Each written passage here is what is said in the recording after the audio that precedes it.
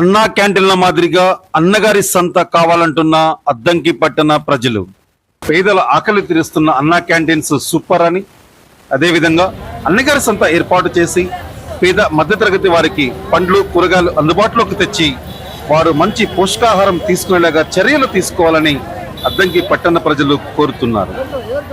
పట్టణ ప్రజలు కోరుకుంటున్నట్లు అన్నగారి సంత ఏర్పాటు జరుగుతుందో లేదో చూడాలి మరి.